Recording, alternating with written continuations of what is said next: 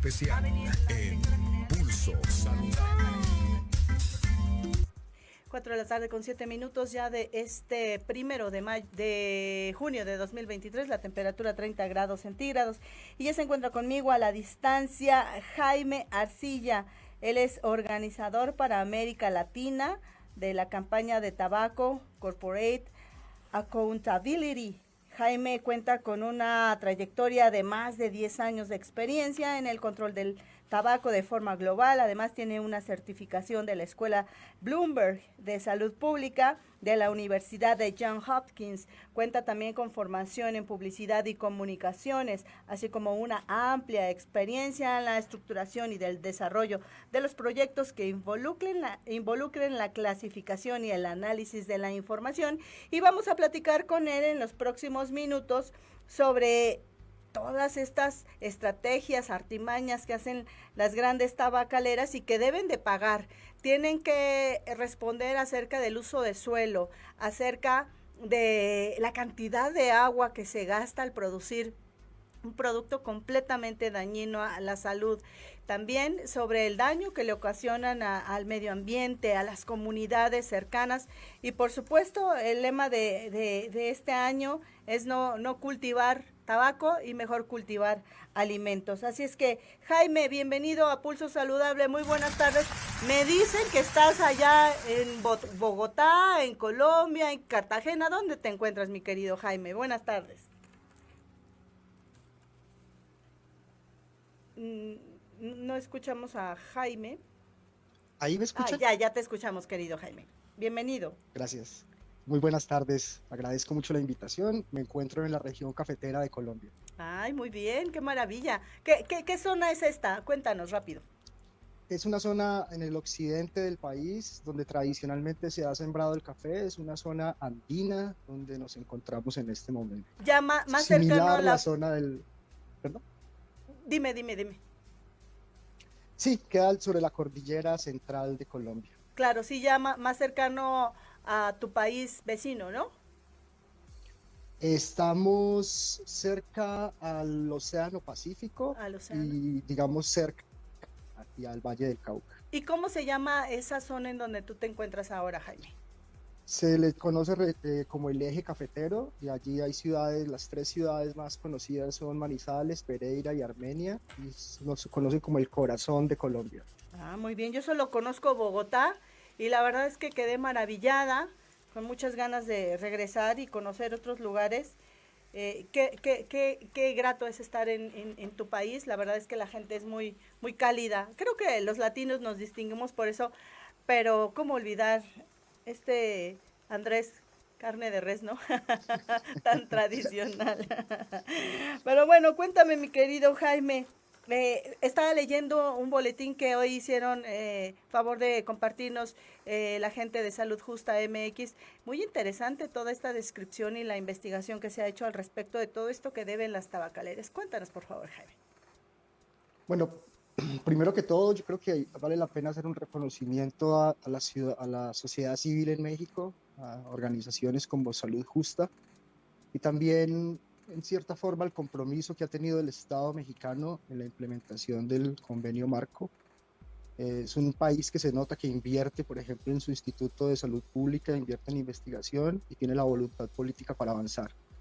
Se han tomado recientemente medidas muy importantes en México con respecto de la publicidad, pero a pesar de eso se requiere aún más. A pesar de esto es una de las principales causas de muerte en el país, con más de 60,000 muertes al año.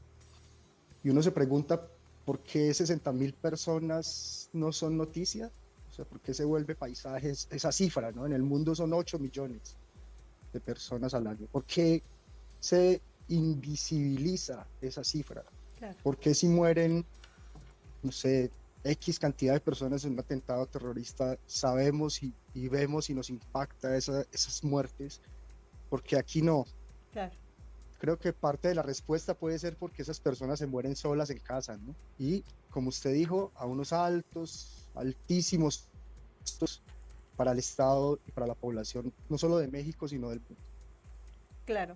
Y a tu consideración y basados en este estudio que han hecho, ¿cuál sería estas primeras exigencias que habría que recordarle a la industria tabacalera? Ayer también leía un reporte en donde se habla de la cantidad de agua tan impresionante, pareciera que no, que se tiene que requerir para echar mano y producir algo que es completamente dañino a la salud, y lo comparas con la cantidad de agua que se necesita para producir carne o aguacate, que son insumos que se requieren para alimentar a los seres humanos y que también eventualmente podríamos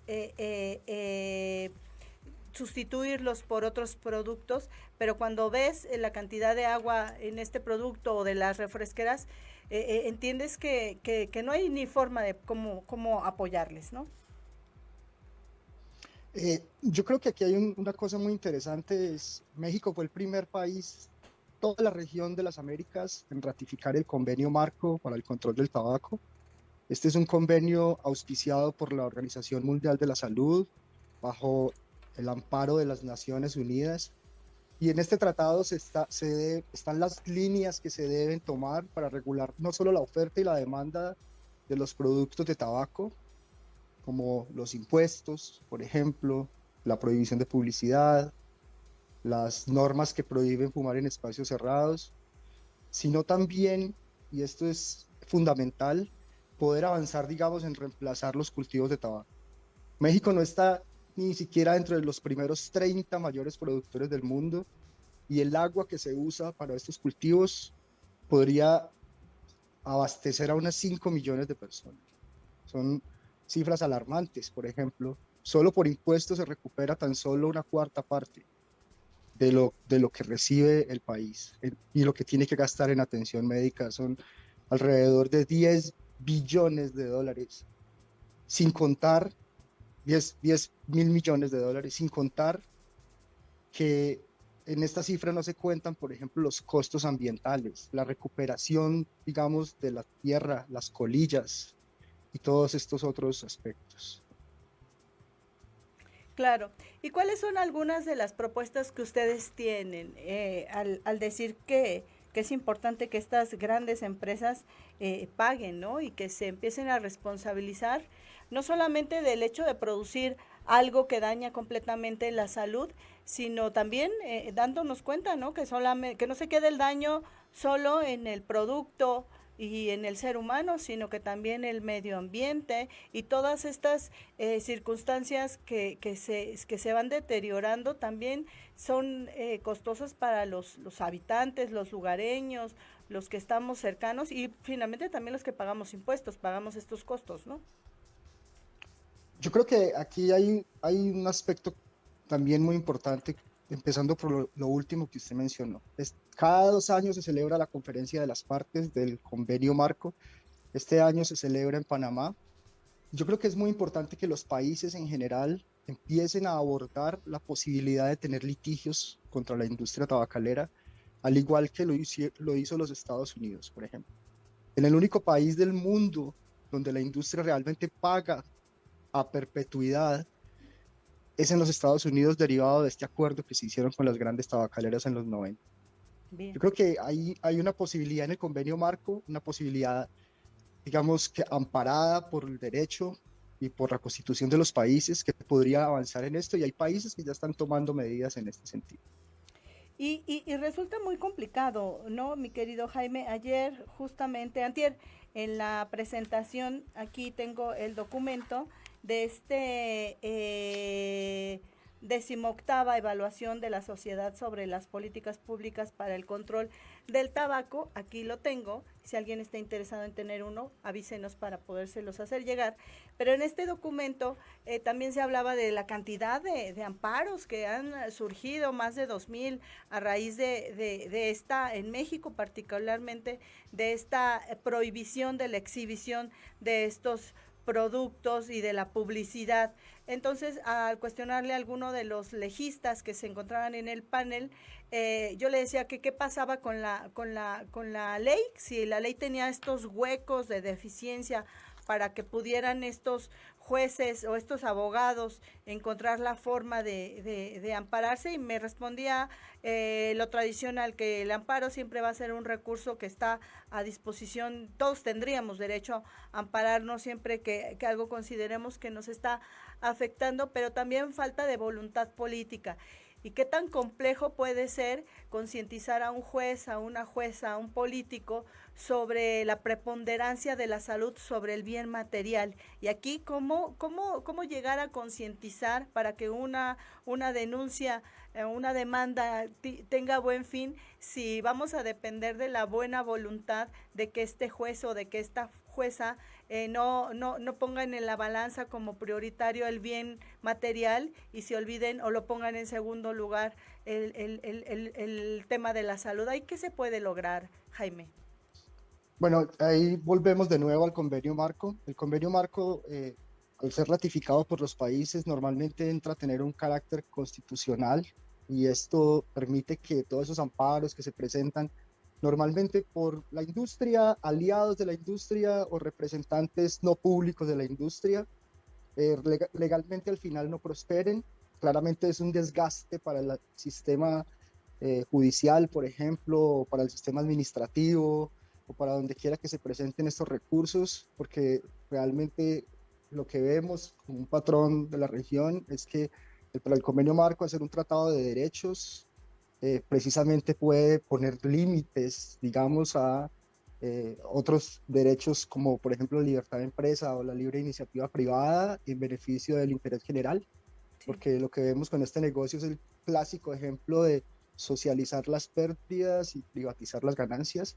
La industria ahora tiene un discurso de que se va a transformar y que incluso van a dejar de vender cigarrillos y que van a reemplazar esto por productos menos nocivos, pero la realidad es que los cigarrillos siguen siendo su principal fuente de recursos, y la mayoría de organizaciones que proclaman los supuestos beneficios de estos productos no declaran el conflicto de interés abiertamente que tienen casi todas al recibir financiación directa o indirecta de la industria o sus representantes. Yo creo que ahí hay una figura bastante hipócrita, porque de la industria es simplemente atender lo que dice el convenio marco, y ellos no son una parte interesada en la discusión sobre las políticas públicas.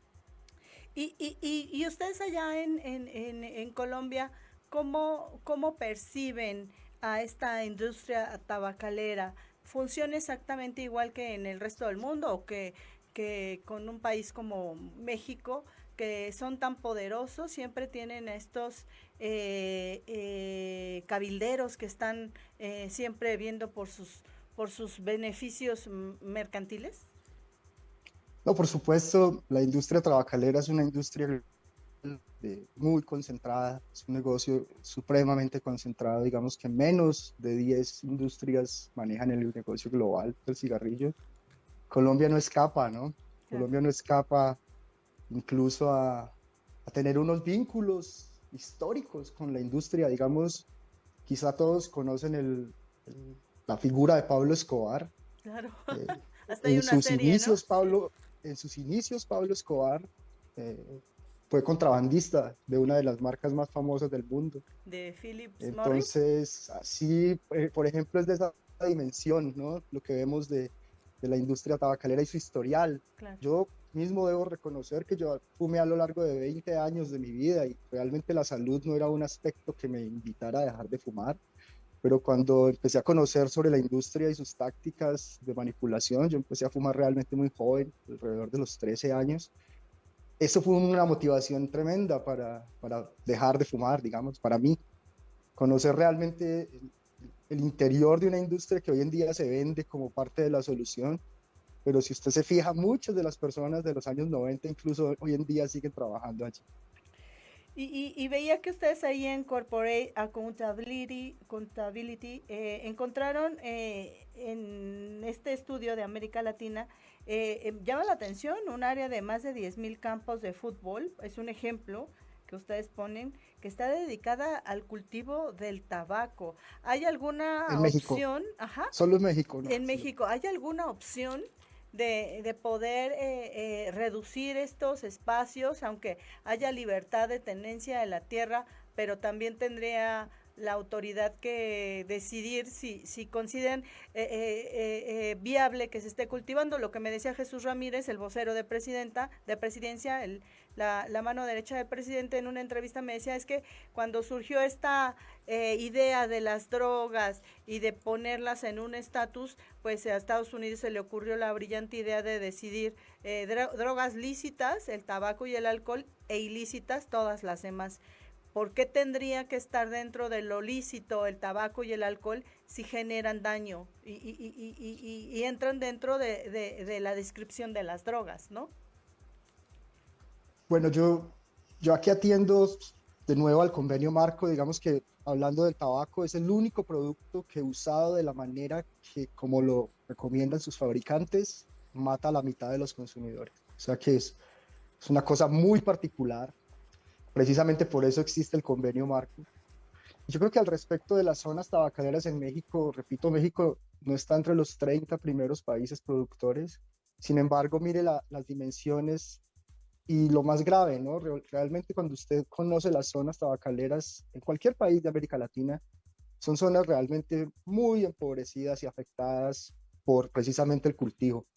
Un común denominador, en México más del 80% de los productores emplea mano de obra indígena, campesina, incluso mano de obra infantil. Y ha habido muchos estudios al respecto y es un común denominador también. Y otro aspecto es el tremendo efecto que produce para la tierra.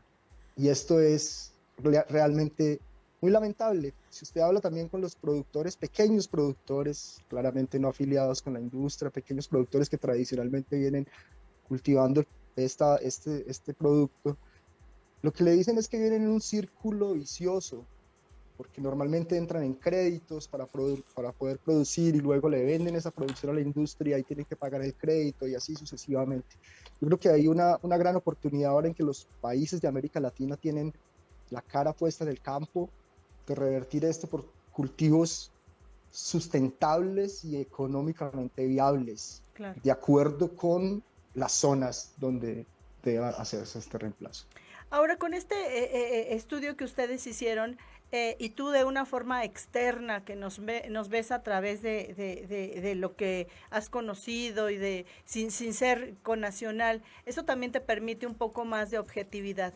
¿Qué consideras que siga haciendo falta en nuestro país para que este convenio marco y estas decisiones de no publicidad y de no exhibición de estos productos dañinos a la salud pueden terminar convenciendo a los tomadores de decisiones que se hacen pensando en el bien de la población antes que en el mercantil? ¿Qué crees que hace falta, Jaime?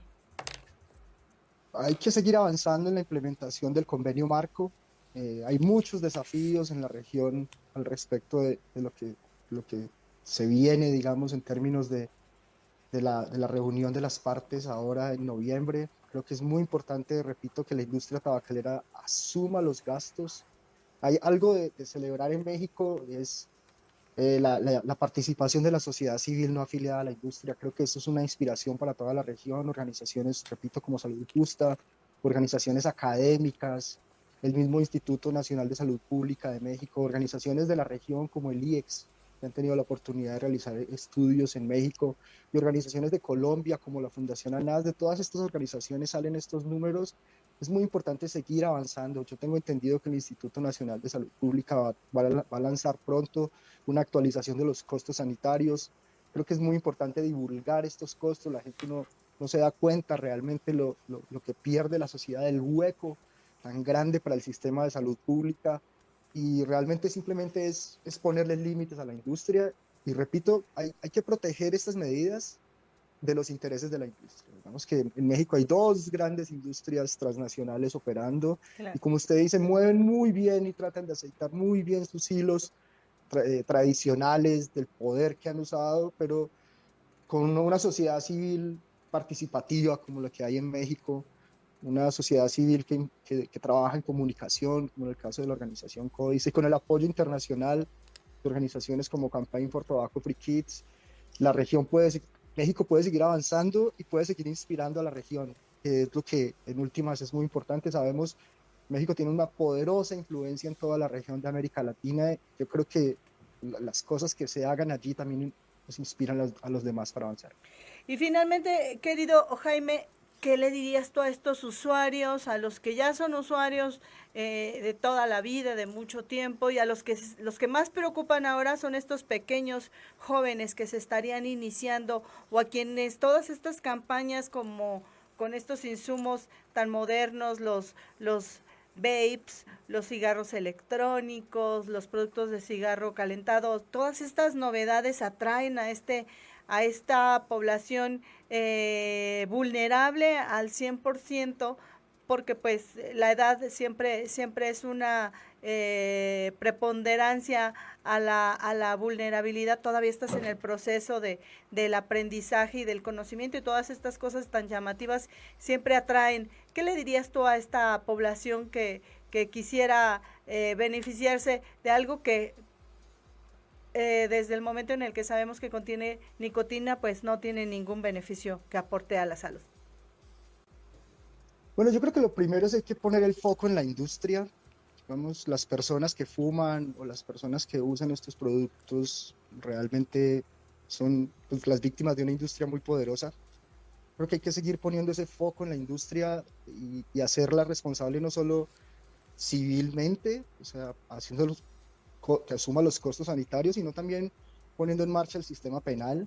Yo creo que hay que empezar a estudiar, digamos, la participación de esta industria en temas como el comercio ilícito, por ejemplo. Creo que es muy importante que se siga investigando la industria, que no se desatiendan los temas que están sobre la mesa en este momento. Y bueno, yo creo que como persona que fumó durante mucho tiempo, eh, mi recomendación simplemente es, mire lo que dice la industria de usted, mire cómo se refiere la industria a usted. Yo creo que con todos estos nuevos, que ya no son tan nuevos productos, lo único que está haciendo la industria es tratar de crear una nueva generación de adictos, porque se saben dos cosas claves en la ciencia. Una es que si una persona de años empieza a fumar, es muy difícil que siga fumando, porque la primera experiencia para el fumador es nociva, es desagradable, pero se fuma por efectos psicológicos. Y dos, las medidas de salud pública se toman pensando aún en la gente que no ha nacido. Entonces esto es clave, porque si la industria quiere una nueva generación de adultos, nosotros tenemos que pensar en una nueva generación de personas saludables que ni siquiera han nacido, Claro. y que para cuando nazcan deben existir los marcos legales necesarios para protegerlos de los intereses de esta industria. ¿Cuál sería tu mensaje final en esta tarde en Pulso Saludable, Jaime? Primero que todo, agradezco mucho la invitación. México es un país que llevo en mi corazón. Un saludo para las personas de Cuernavaca, es una ciudad maravillosa. Y, y segundo, de nuevo, felicitar a la sociedad civil mexicana no afiliada con la industria tabacalera por, de hecho, los reconocimientos que ha tenido por su labor y su papel en la implementación de nuevas políticas públicas. Y de nuevo, agradecerte a ti, Liliana, por la invitación. Al contrario, esta seguramente va a ser la primera de muchas más oportunidades que tendremos de platicar. Y cuando vengas a México, pasa a saludarnos, pero si no traes café, mejor no vengas. Esa es la advertencia. Te mandamos un abrazo y todo nuestro cariño. Muchas gracias. Buena tarde. Un abrazo, saludos a ti. Gracias. Ahí la voz de Jaime Arcila, el organizador para América Latina, campaña de Tobacco Corporate Accountability, que hicieron este estudio en donde se reflejan varios de los pendientes que la industria tabacalera tiene que pagar. Y le insisto, si usted quiere conocer el la 18ª evaluación de la sociedad civil sobre políticas públicas para el control del tabaco, este compendio que es bastante interesante, háganoslo saber a través de redes sociales y por supuesto que con mucho gusto le mandaremos un ejemplar igualito a este. 4 de la tarde con 31 minutos de este primer día del mes de junio de 2023. La temperatura 30 grados centígrados, la mitad del año. ¿Qué tal? Pausa, vengo.